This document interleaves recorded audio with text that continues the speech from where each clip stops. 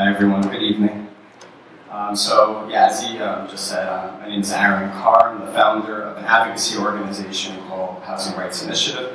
Essentially what we do, we investigate rent fraud in rent-stabilized buildings and then work with tenants to find legal support.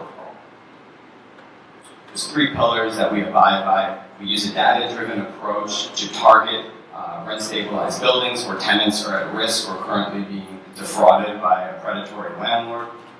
We then investigate these buildings by going into them, getting the data we need, and then working to resolve these issues by partnering with legal organizations and law firms to file group and class action lawsuits. There was a study done in 2011 by Make the Roads, which found that 45% of rent-stabilized tenants were found to have illegally high rents. From my experience, I think it might be even over that. Finding rent fraud is like finding rain in a rainstorm. So one of the lead problems of this issue is that we currently have an enforcement desert. DHCR, Department of Housing and Community Renewal, they're in charge of the rent stabilization system. They use a reactive enforcement model that essentially places the burden on tenants to understand thousands of pages of real estate law in order to understand their rights and know how to exercise their rights. And even when a tenant figures out that they're being overcharged and they file a complaint, the investigation is almost always confined to that individual tenant, and they don't actually audit the rest of the building or other buildings owned by that landlord. And this essentially sustains the predatory model. Predatory landlords are negligent, exploitative, fraudulent. They have a blatant disregard for the community in which they're supposed to serve. So a few facts about rent stabilization. Almost half of all apartments in New York City are rent stabilized. That's 1 million units, 2.5 million tenants, making it the largest affordable housing program in the entire city. So I don't have too much time to talk, so I'll try to do this as quickly as possible. But the way to think about rent stabilization is it provides affordable, manageable, predictable rent increases in one of the most unmanageable, unaffordable, and unpredictable rental markets in the entire country. There's something called the legal limit. That's the most that a landlord can charge a tenant in a given rent-stabilized unit. And then we have the vacancy deregulation, which is essentially the point at which a landlord can destabilize an apartment. Right now, that's $2,700. So it essentially provides an incentive to landlords to get the rents up as quickly as possible, keep the turnover rate very high, because you have a number of other tools that they can use to raise the rents in rent-stabilized buildings. You have the vacancy allowance. Every time an apartment goes vacant, they can raise the rents by 20%. Individual apartment improvements. So every time they perform improvements to an apartment, they can take 1/60th of that amount and add it to the rent. Major capital improvements, which are essentially building-wide improvements that they can incorporate into the rents of every rent-stabilized tenant in their building, and then preferential rents, which we'll go over a little bit later. But essentially, you can use all of these tools to then get to the vacancy deregulation threshold, which is the point at which you can deregulate an apartment and charge an unlimited rent. And this is how it all plays out. So we have a building in a neighborhood. The average rent of the neighborhood is $1,500. If you look at unit A, B, and C, you can see it's a little bit lower than the average rent. However, it's not that much lower. So there isn't a massive incentive for the landlord to commit fraud. But then something happens. There's a market boom. Think about Inwood, or Jackson Heights, or Washington Heights, or Harlem. Now all of a sudden, what happens? The average rent of the neighborhood skyrockets. Right? Now the landlord's thinking, I can make an incredible amount of profits, and I do not want rent stabilization to limit that. So, what does the landlord do? He gets in his tank, and he drives to the building, and he fires everything possible to get these rents up. Individual apartment improvements. Right? He files a major capital improvements. Vacancy increases. Okay? He's going to do everything possible to get these rents over the vacancy deregulation threshold. The problem is, it's difficult to do that. Because if it was easy to do that, we probably wouldn't really have any more rent-stabilized apartments. So, in heavily gentrifying communities. Someone's a landlord. A lot of times the landlord will say, screw it, I'm just going to defraud all of these tenants so I can get past the vacancy deregulation threshold and make 4 times the amount that I would have otherwise. So this is how the reactive enforcement model hurts tenants. And this is our main focus. We can bash landlords all day, it's a lot of fun. But essentially, the burden is placed on DHCR to enforce the rent stabilization rules, and I do not think they're doing an adequate job, and I'll tell you why. Here's an example portfolio. There are 4,000 tenants. Average overcharge is $300, which is being generous. Usually, I would say it's more than that in these predatory portfolios. So the guy's making a total illegal profit of $14.4 million. Okay? A few tenants figure out that they're being overcharged. It's a reactive enforcement model, so the burden is placed on the tenants to know what to do. They then get their what's called a rental history, and that's what will tell them. Every landlord has to register the rents for every rent-stabilized apartment that they own with DHCR, which is then put into what I call a black hole, because DHCR does absolutely nothing with that information. It's essentially a storage center. So then the tenants have to get the rental history, they file a complaint, and then hopefully a century later, the DHCR will come, they'll investigate it, and hopefully those tenants get retribution. The problem, though, with this way of enforcing is that fraud is part of a systematic business model. So when you just confine it to 1, 2, or 3 tenants, you end up missing the entire picture. And that is that fraud is widespread throughout buildings, it's throughout portfolios. And this is how predatory landlords exploit the reactive system. Here's landlord Dark.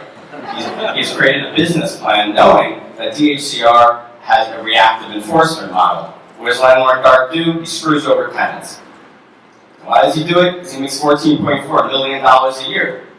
And there'll be a few tenants that figure it out, but not a lot. And he'll lose $400,000. The thing is, without a systematic and proactive enforcement model, the cost of penalties will rarely exceed the profits of fraud, right? When the cost of penalties don't exceed the profits of fraud, penalties are no longer penalties, they're investments. If landlord Dark invests $400,000 in the amount he'll lose in overcharges, he's still at $14 million. So why not? Our goal is to get all the tenants into the lawsuit bubble. And by doing that, we accomplish 2 things. 1, we can incentivize law firms and legal service providers to take on the cases pro bono or contingency. And then 2, we can destroy their business model and save the day.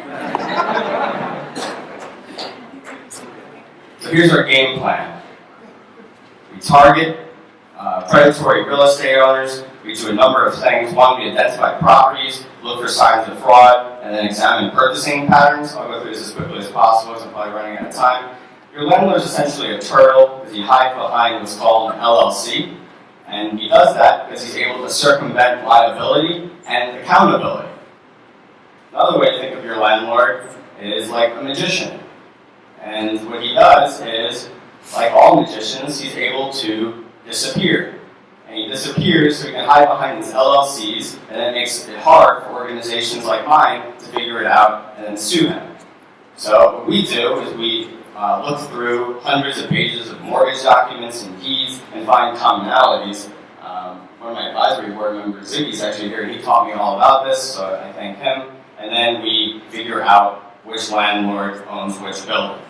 And then we know that we can go after them, we can go into those buildings, collect the data, and hopefully file lawsuits against the predatory landlord. What ends up happening, we start with like 15, 20 buildings, and by the time we uncover all the LLCs, we realize like the Roman Empire has like 140 buildings spread across the entire city. So a typical rent stabilization line looks like this. And this is what a predatory building looks like. We have a 127% increase in a given year, and we're able to get this data through the Department of Finance, calculating through the Department of Finance, and you see in 2014 is an 83% increase, and now it's a new baseline. Rent stabilization, affordable, manageable, predictable increases. There's nothing affordable, manageable, or predictable about an 83% increase in a given year, and thus a new baseline. So we know that that is a target building, and if we go in there, we're going to find rampant fraud.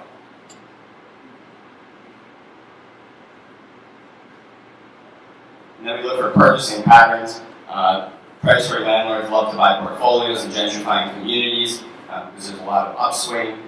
They're speculating on those properties and hoping to get a big return. And then we then investigate the buildings. And the goal here is we look at rental histories. And this is something that every tenant can get from DHCR. And this is a perfect example of a preferential scheme. So preferential rent means a discounted rent. This means they're paying less than what they're allowed to by law. In this example, we have a legal regulated rent in 2011 of $875. It then goes up to $2,300. We're almost sure that that is fraud because they would have had to have done $70,000 in apartment improvements, and there's no way I saw the unit not happening. Now here's the problem. Now every subsequent increase is based on a fraudulent number. So when the new tenant comes in 2015, and they tell him, hey, you're getting a $2,100 discounted rent, it's actually not a discount. It's an overcharge that's hiding behind a larger overcharge. And the risk of this is, by law, you can pull the preferential rent at any lease renewal, and then the tenant is stuck with the legal rent. Let's put it the other way. Let's say you're at a shoe store, like Paul, he really likes shoes, and the clerk tells Paul, we have this great pair of shoes, beautiful shoes. Unfortunately, though, they are $2,000 because it's an affordable shoe crisis. So Paul is like, oh my God, what do? The landlord says, don't worry, we're going to give you a discount. Right? We're going to get you for $1,500. Okay? Paul runs out, he thinks he got away with murder. Unfortunately, since Paul is not a shoe expert or a real estate expert, he actually got ripped off because the value of the shoes was $1,000, not $1,500. Bringing it back to rent stabilization, it's the same thing. We have a fake preferential rent, an actual legal rent, and a fraudulent legal rent. If the actual legal rent is $1,000 and they raise it to $2,000 illegally, and then tell the next tenant that we're giving you a discounted rent of $1,500, that's not a discount. It's an overcharge hiding behind a larger overcharge. And then when that market heats up, they can then pull the preferential rent, and now Paul is screwed because now he has to pay a $500 increase to $2,000. And now he has to leave, and now they can get a vacancy allowance, do individual apartment improvements, and hopefully flip the unit so it's no longer rent stabilized. That's a preferential scheme. I'm going to whiz through this. And then we go to the resolve phase. And this is where we take all the rental histories that we get from a building or a portfolio, we examine them, and then we hand it off to a law firm, and hopefully we incentivize them to take it on contingency or pro bono, so everyone will have the right to free legal support. So, call to action. I think New York City is the most wonderful city in the world. Obviously, we have an affordable housing crisis, and predatory landlords are exploiting that. They're exploiting the affordable housing crisis and the fact that DHCR uses a reactive enforcement model. But when we defraud tenants, you're not just stealing their money, right? You're stealing their food, you're stealing their college tuition, you're stealing their retirement fund, you're essentially stealing their lives away from them. And that's just sad. So I would love to work together with organizations that are here today and also tenants who need help. Like I said, you get your rental history. You can do this by going on Google and putting in amirentstabilized.com. Even if you think you're not rent stabilized, and your market rate, if you were illegally deregulated, you can always go back, as a general rule of thumb, go back to prove that the rent was illegally increased and therefore you were deregulated.